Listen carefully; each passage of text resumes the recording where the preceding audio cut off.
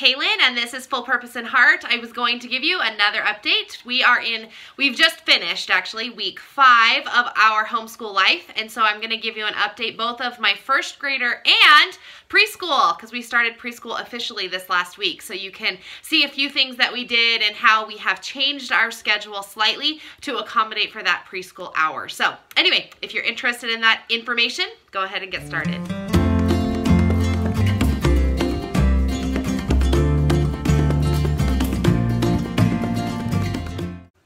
All right, so as we get started here, these next several weeks of videos, starting from here on out, I'm going to be including my preschooler's curriculum and kind of some things that I'm including for her. As a quick backstory, my preschooler started school when she was turning 2. So she has a fall birthday, so I teach preschool out of my home to the neighborhood. So because of that, she was included in that class, and she is very much ahead of the game because most of the time preschoolers don't start until they are, in fact, 3 years old. My daughter will not be even turning 3 for another several weeks because she is that fall birthday, so she's a little ahead of the game. So some of this stuff may seem a little interesting that I'm doing with my 2-year-old, but just know that she is significantly more advanced than she probably should be. Those of you who are homeschoolers of older kids, then you know that those little ones just kind of follow along. So that's where we are. And then I'll talk to you about my first grader. So let's start with the first grader. I've got my notes here on the floor and several things that I want to show you, so I'll probably be looking down a lot for that. Okay, so number 1. Let me talk about our math curriculum. We are doing Horizons. If you don't know, check that video out. I've done 2 videos of our first grade curriculum, so make sure you check those out so you know what I'm talking about. So we're doing Horizons for math, and it's been going really great. This last week we did word problems, really heavy, and I don't know the first thing about teaching math. I'm not good at math myself, so I actually did a little research and looked up how do I teach math problems, because I wasn't really paying attention, and in my head I thought, gosh, my kid's doing great at math problems. He can like whip those out right away. Well, unbeknownst to me, I wasn't really paying attention, but I learned that my student was just looking at the numbers and adding the numbers together. So he wasn't actually like looking at the story or trying to use those keywords in the story to try and decide what he was going to be doing. So this last week, I really focused on teaching math problems, and I'll show you really quick how I did that. If you're interested, I'll show you what I did. So we read the math problem, and then we started by making a triangle. So let me make it really quick on this board for you. There are 3 little pieces to it. I don't know how this turns out on the screen. Hopefully it's not backwards. But the top one here, I put an S for start. The down one here, I put a C for change. And this one over here, I put an E for end. Start, change, end. I learned this actually from a website. Several different websites did it different ways, so this is how I kind of decided to teach it. So we did this all week long. We talked about, well, what number are you starting with? What's the change? And then we'd put a little circle on this side to indicate, well, how is this change? Is this change increasing the starting number or decreasing the starting number? Using words like greater than, less than, that sort of stuff. So then we would know if we're gonna put like a plus here. Right now we've only been doing addition, but in his lessons, but as a like side note for what I teach him, I have been kind of throwing in a few subtraction problems just to make sure he's paying attention to the actual story problem and not so much just the numbers, okay? So then we talk about what are we starting, how are we changing the number, what is the changing number, and then what's the solution or the ending number. Sometimes we'll draw pictures, so if it's marbles or whatever, then we'll draw like little marbles on the side. So anyway, that's kind of how I've been teaching word problems. Now, I don't use the teaching guide or the teacher's manual for my Horizons curriculum. I did not invest in that resource, so I really did have to teach myself. I do not know how Horizons teaching manual instructs the parent or the teacher to teach these word problems. So it may be different, it may be the same, I'm not sure. This is just how I decided to go about teaching word problems. So that was a new, different thing that we started for our math. Just a minute, I hear the baby. Okay, I I also wanted to add that thank you to one of my subscribers for your comments and your suggestions. I invested in a DVD series that's by the company called Preschool Prep. Do not be confused by the name, but they have 3 DVD series that cover addition and subtraction for the 1 through 10 families.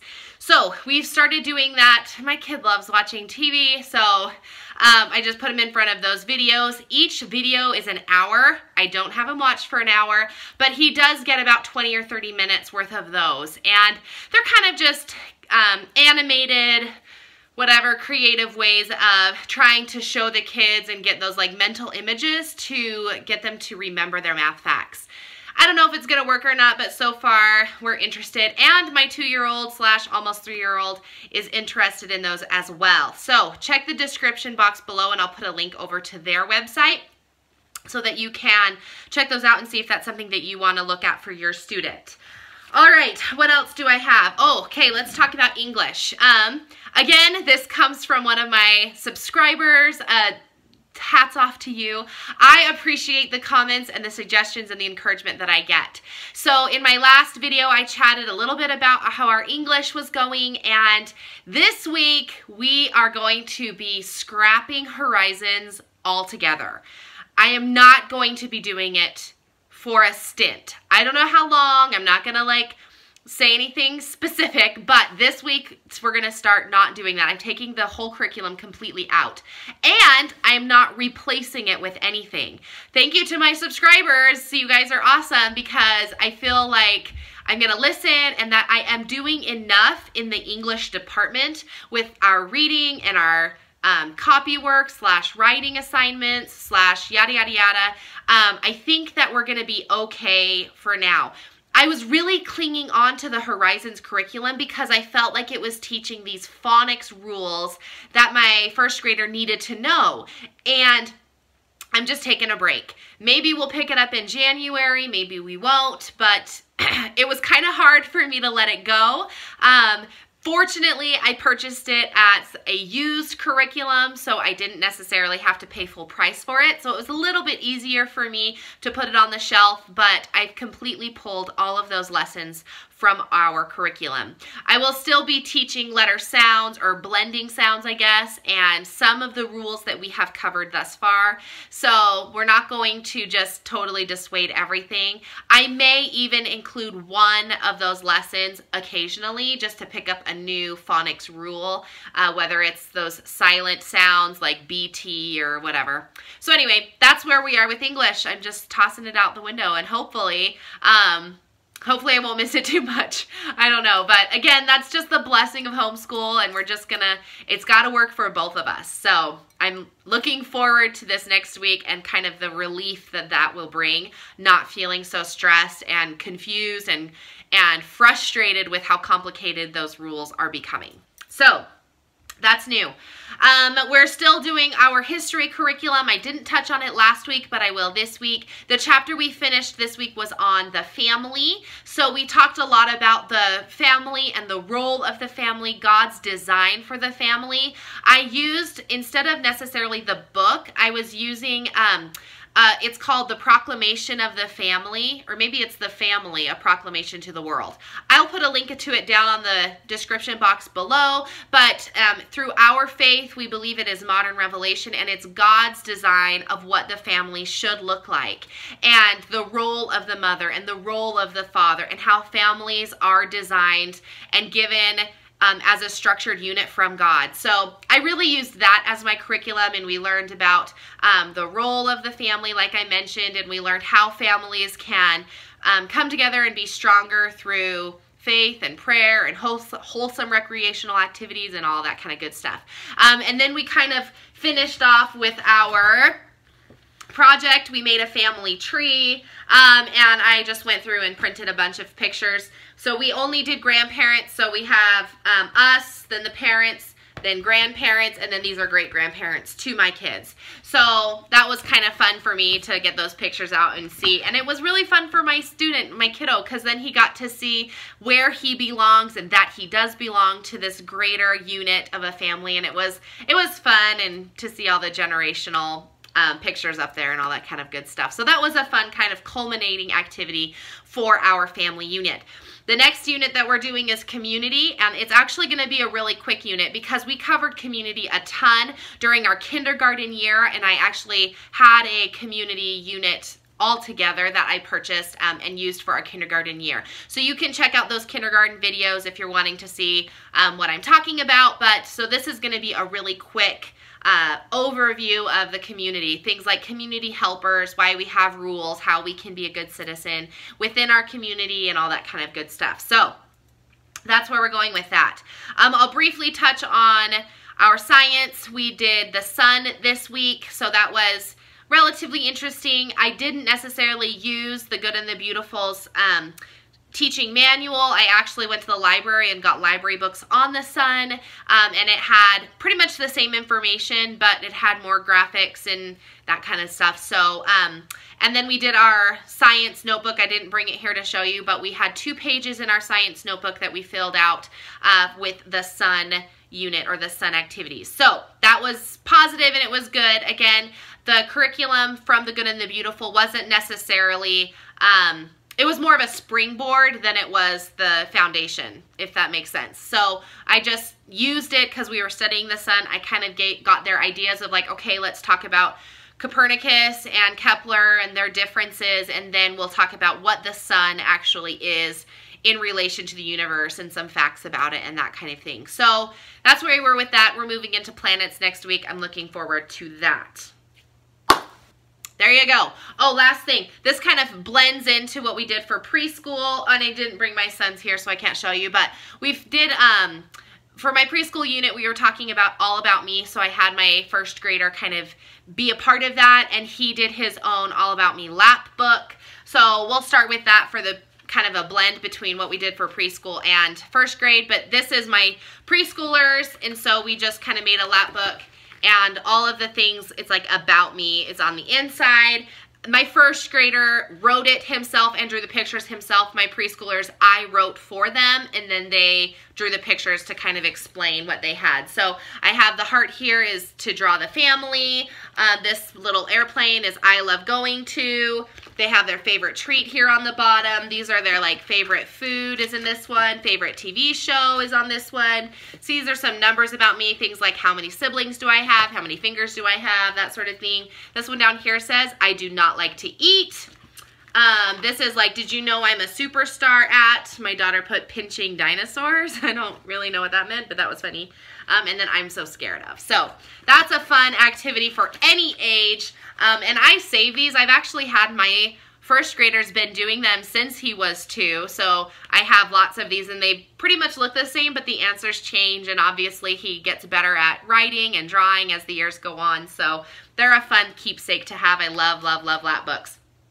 So, all right, so let's talk about preschool really quick before this video gets too long. So for preschool, I was covering 2 major topics during preschool this week. The first being a character quality of truthfulness, and we don't tell lies, and let's be truthful.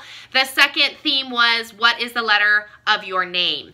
I've heard a lot of comments or seen a lot of things from kindergarten teachers that their students do not know the letter to their first name, or are able to recognize their first name. So I want to make sure that the students that I sent to kindergarten know the letter of their first name. So we start that right off the bat before we start anything else. So to practice that, I did a couple of fun activities.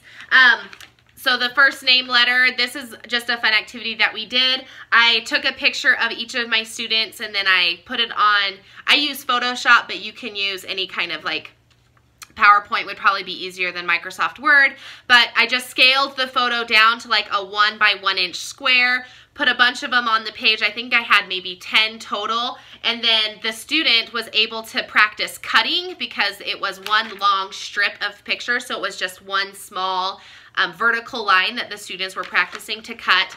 They cut their picture out and then made it in the shape of their letter. My daughter has known the letter to her first name for a while now because she did preschool last year. So she did a really good job making sure that all of the letters were in the right place. Some of my brand new preschoolers were less perfected, so it's a great skill to do fine motor skills and as well as letter recognition for their first name. So that was a lot of fun, a good little activity. Again, we did the lap book. I did some puzzles that helped them kind of recognize what their first name was. We kind of ran around the room. I would give them a flashcard that had their name or their letter to the name, and then I said, okay, go and find that letter and stand next to it. I have 8 students and all of them have a different letter to their first name, so it works out really good because I don't have to, I do have one duplicate actually, but anyway, so it was fun just to first show them a pile of different letters and then say, okay, pick your letter to your first name, and so then they had to recognize that letter in a group of letters, and then after they picked up the letter, then I'd say, okay, now run to that letter around the room, and I had taped up all of the letters, not the whole alphabet, but everybody in my class. So there were 8 letters, and they had to find that, and if they couldn't remember, they could look at their flashcard to try and match. But by the end of the week, I think almost all of my students could now recognize the letter that began their first name, so therefore they could recognize their name because they knew, oh, my name starts with the letter M, so I just need to find that letter, and then I can find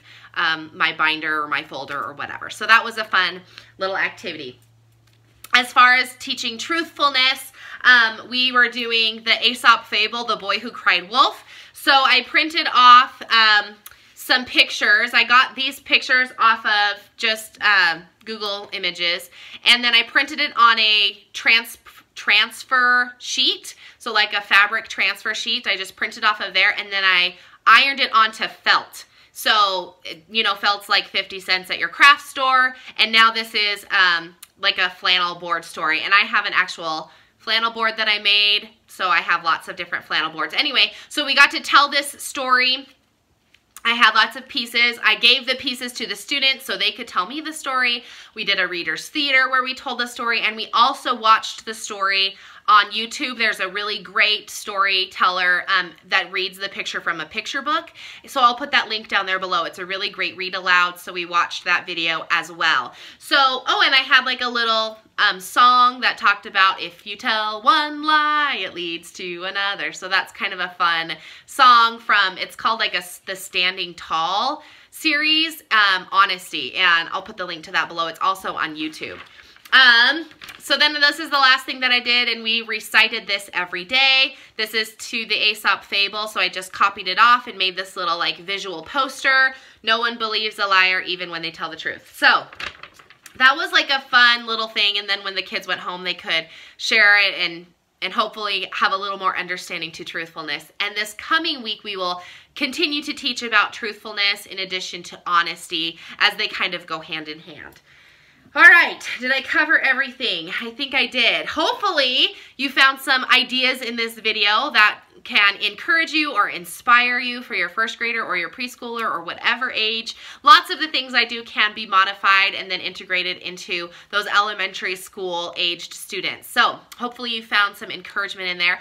I again express gratitude and thanks to my subscribers for helping me and encouraging me. Again, like with the English and just completely dropping it, I had never even considered that because I thought, oh, I have to be teaching phonics. So homeschooling really is a journey, and if you feel like you're doing it by yourself, really cling on to this YouTube community of homeschoolers because that's all I have, as the people that live close to me have a different style of homeschooling. So you can really find your community virtually if that's the way that you have to go, because community really does make homeschooling a little less difficult, a little less overwhelming, and I would really encourage you to try and find that community here. Hopefully you're finding some community with me, but there's lots of good resources as well. So make sure you check out those other resources through YouTube or in your community if you have that as well. Anyway, if you have thoughts or comments, I love them, so make sure you make those in the comment section below.